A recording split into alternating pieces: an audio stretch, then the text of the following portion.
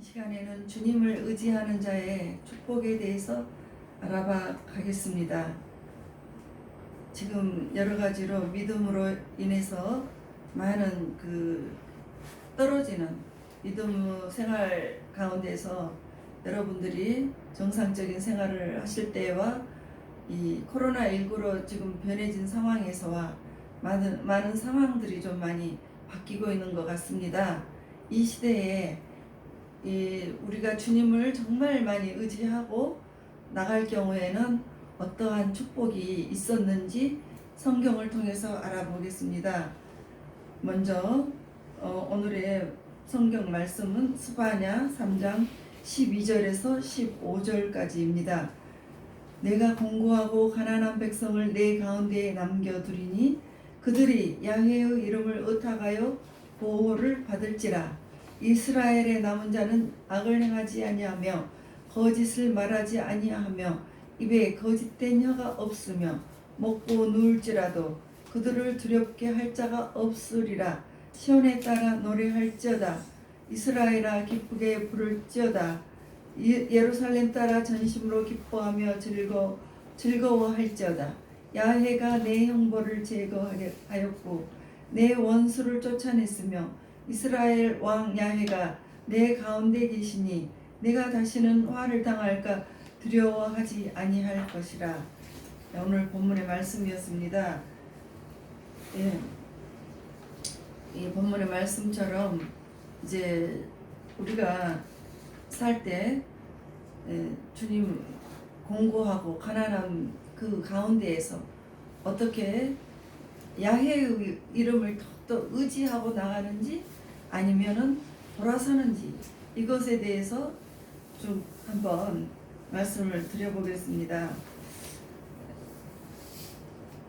하나님께서는 요셉이라는 사람, 구약의 요셉이라는 사람을 그 우상 섬기는 나라 애굽에 보내셨습니다. 그런 철저히 하나님을 섬기는 사람이었어요. 근데 애굽은 하나님을 전혀 모르는 나라였습니다. 그리고 수많은 우상신들을 섬기던 나라였습니다.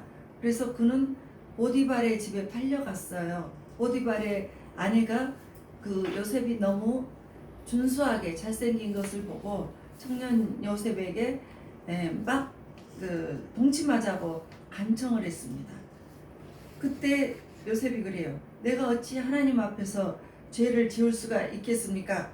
하고 거절당하다가 거절을 하니까 거꾸로 감옥에 가게 됩니다.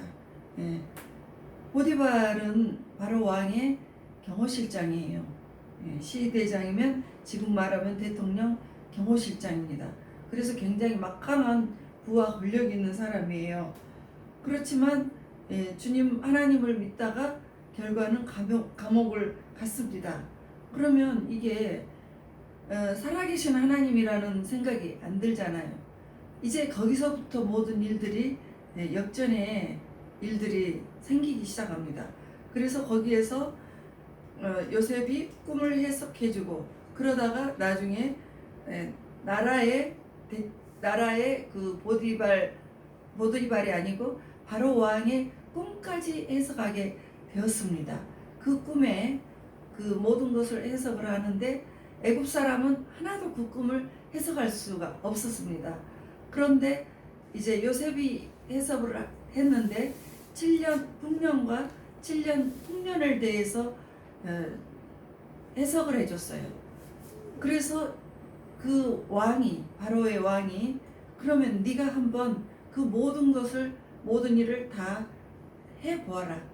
풍년에 대비해서는 이렇게, 흉년에 대비해서는 이렇게 하십시오. 이렇게 말을 하니까 너무너무 바로의 마음에 쏙 들어서 바로가 그렇게 말을 합니다. 창세기 41장 40절에 그래요. 내가 너보다 더 높은 것은 내 왕자뿐이다 하고 모든 것을 위임을 해줍니다. 그래서 이 요셉이 그 나라를 통치를 했습니다. 그런데 이 통치를 할 때 이제 모두 이제 7년 때 흉년 기간에 5분의 1의 곡식을 다 저장을 했습니다. 그렇게 되고 흉년이 되고 나니까 이제 이제 모든 것들을 바꾸기 시작을 합니다. 가축을 가져와서 바꾸고, 가축이 다 돈이 났습니다. 이웃 나라에서도 와서 바꾸고. 근데 이제 더 이상 바꿀 것이 없으니까 토지 문서를 가져왔습니다. 토지 문서를 가져와서 대신 이 먹을 것과 바꿔달라고 합니다. 그래서 이 토지 문서를 받고 이 곡식을 내어주고, 그래서 그 많은 토지 문서를 전부 다 사서 왕에게 갖다 바쳤습니다. 그래서 한 사람의 하나님을 잘 믿는 한 사람이 그 나라를 다 살려버리게 된 거예요. 근데 이 나라를 살리기 전에 먼저는 그 보디발의 집도 살렸습니다. 보디발의 집도 거기에서 종살이를 할 때, 내가 그 종살이를 할 때 그 창세기 39장 5절에 보면 여호와께서 요셉을 위하여 애굽 사람의 집에 복을 내리셨습니다. 그래서 그의 집과 밭에 있는 모든 소유에 미친지라. 그래서 이제 모두가 복을 받게 됐어요. 그 가정이 복을 받고, 그리고 나라가 복을 받고, 그리고 그 요셉을 팔아넘긴 그 가족들이 왔을 때 그 가족들도 다 받아서 모든 복을 다 나눠줍니다. 이 하나님을 잘 섬기는 사람 한 사람이 내 가정과 나라를 다 번성하게 만들었습니다. 애굽의 요셉 같은 사람이 여러분들이 바로 그 주인공이 되시기를 바랍니다. 다니엘이라는 사람이 있습니다. 다니엘은 이제 그 노예로 팔려갔는데, 그 팔려간 나라에서 정말 너무나 똑똑하고 명석하고, 그러니까 국무총리가 되었어요. 그러니까 그 우리나라도 생각을 해봐요. 우리나라 사람들도 국무총리면 굉장히 높은 자리인데, 그 자리를 뭐 우리나라보다 못한 나라, 형편없이 못 사는 나라의 사람이 와가지고 국무총리가 된다고 해보세요. 그러면 정말 좀 그 대부분 볼 때 시기심이 날 수가 있을 거예요.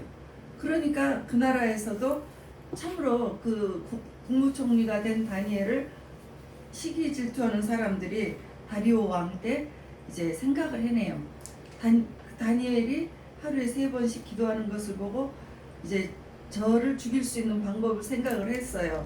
그래서 다니엘을 고발할 근거로 생각을 했는데, 그 왕 이외에 30일 동안, 앞으로 30일 동안 칙령을 내리셔서 왕 외에 다른 신에게 절을 하면 그 사람을 사자굴이 넣어서 사자의 밥이 되게 하소서 하니까 다리오 왕이 그래 하고 허락을 했습니다. 그런데 그러한 상황에서도 다니엘은 하루에 3번씩 하나님을 향해서 기도를 했습니다. 그래서 딱 걸렸어요.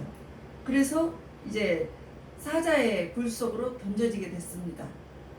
그래서 이제 다리오 왕이 이 다니엘을 너무너무 사랑을 해서 아주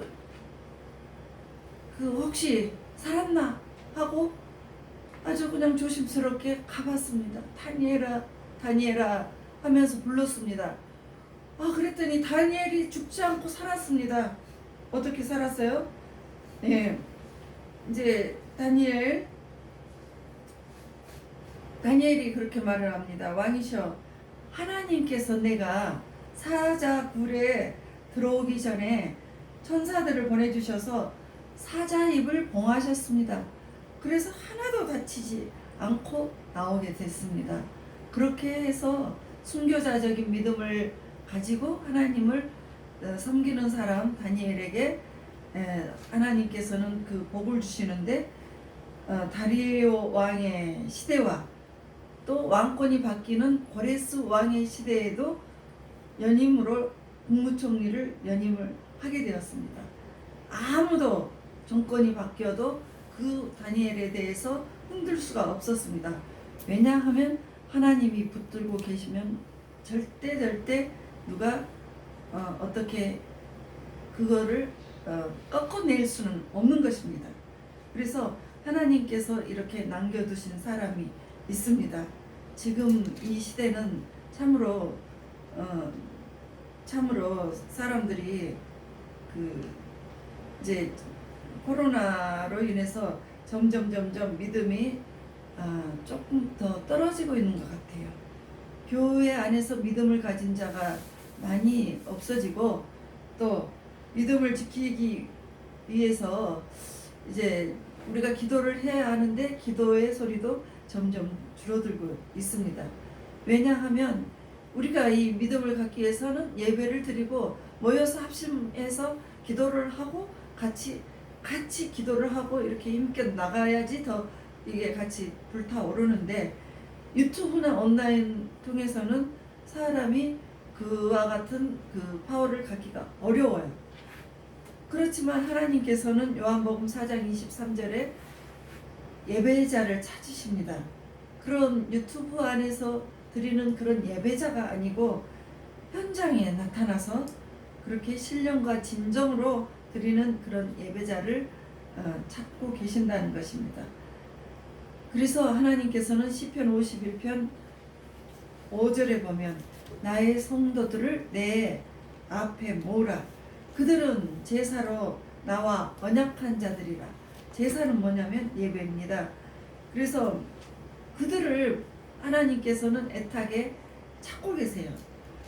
다니엘서 9장 27절에 보면 마지막 때에는 제사와 예물을 금지할 것이다 하고 예언을 했습니다. 그렇지만 하나님께서는 남겨두신 사람이 있습니다. 수많은 사람들이 교회 다니다가 그냥 그만 떠나버리기도 합니다. 내 중심적이에요. 저 집사가 말한 것이 마음에 안 들어.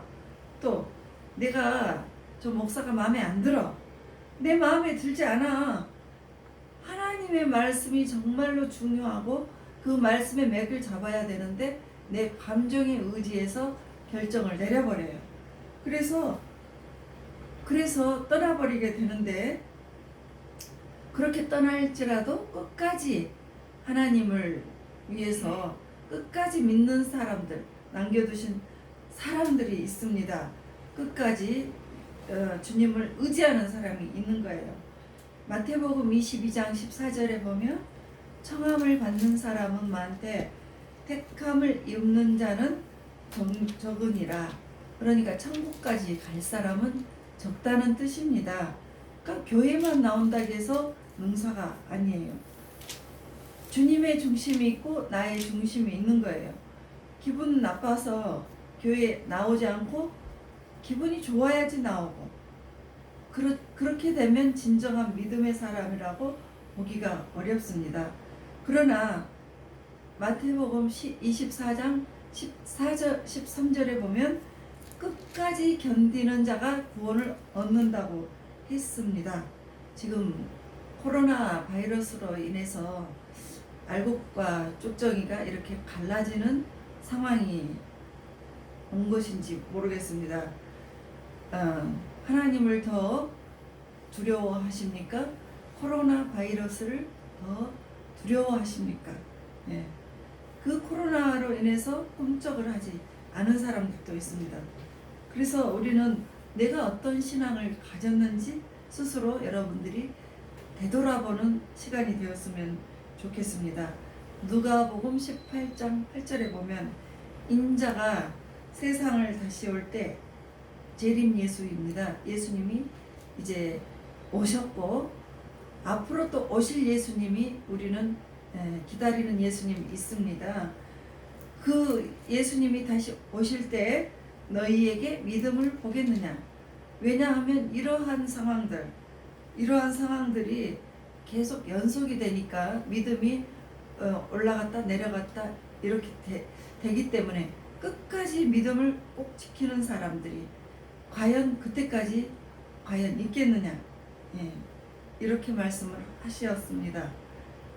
그래서 이제 예수님께서 부활하신 후에 그 사건도 마찬가지예요. 예수님이 부활을 하신 후에 500명이 승천하신 예수님을 쳐다봤어요. 여러분들 하늘에 올라가시는 주님을 이제 보셨습니까? 그리고 이제 승천하시고 예수님께서 이렇게 말씀을 하셨습니다. 사도행전 1장 15절에 뭐라고 하셨냐면 너희들 여기서 기다려.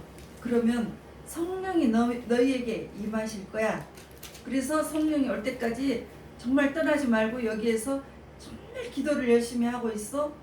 이렇게 하고 떠나셨습니다. 그때 정말 그 마가의 다락방에서 모였던 사람들이 다 끝까지 남는 자가 500명에서 다 떠나고 120명만 남게 되었습니다. 그래서 그분들은 오순절 성령이 임하실 때 120명은 바람과 같은 성령, 불과 같은 성령을 임하게 받았습니다. 그러니까 같이 예수님을 보고 믿었어도 500명 수에서도 본 사람도 있는데 380명은 다 끝까지 지키지 못하고 가버린 사람이고, 끝까지 예수님을 의지하는 사람은 120명만 남았다는 거예요. 예. 그래서 이 380명은 끝까지 남은 자가 아니었습니다. 끝까지 남은 사람들이 승리를 거두는 것입니다. 예. 그래서 로마서 9장 27절에 보면 이스라엘의 자손들의 수가 믿는 자를 말합니다.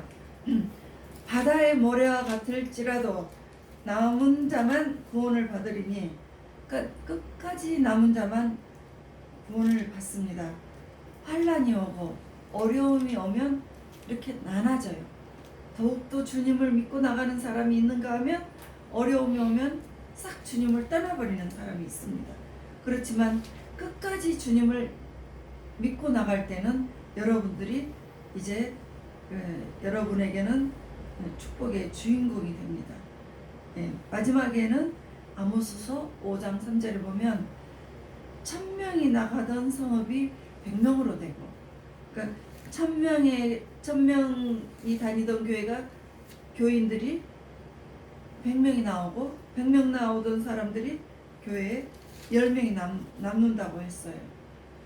그렇지만 이제 스바냐 3장 14절을 보면 시온에 따라 노래할지어다, 전심으로 기뻐하며 노래할지어다, 믿음을 끝까지 지키는 사람에게 노래할지어다 했습니다. 기쁘게 노래를 불러라 이렇게 말씀을 하십니다. 왜요? 여호와께서 내 흉보를 제거하였고, 그러니까 너의 심판이 이제 지나갔어. 그리고 내 원수를 쫓아냈어.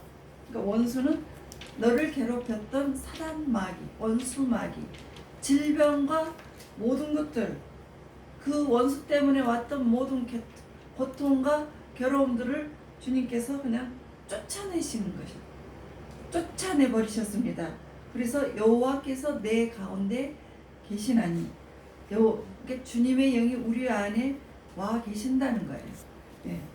다시는 화를 당할까 두려워하지 말아라. 예.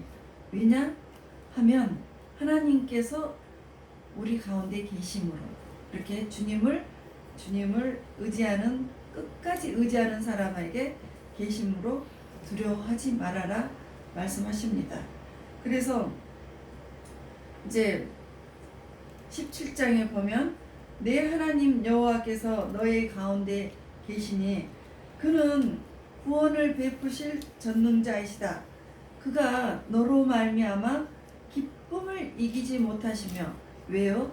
주님을 끝까지 어떠한 어려움이 있거나 좋은 일이 있거나 주님을 떠나지 않고 주님을 끝까지 의지하고 나가는 여러분들을 보면 주님이 너무너무 기뻐하세요. 그래서 기쁨을 이기지 못해요. 그래서 이제 너를 잠잠히 사랑하십니다. 잠잠히 사랑하세요.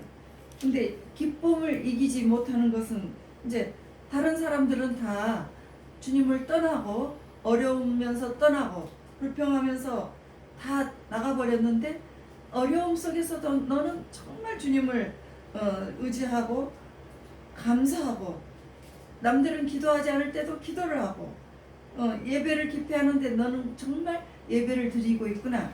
이런 너에게 내가 너를 아주 그냥 너무너무 기쁨을 이기지 못한다고 그랬어요. 그러한 사람에게 주님은 기쁨을 이기지 못하고 잠잠히 사랑을 하세요.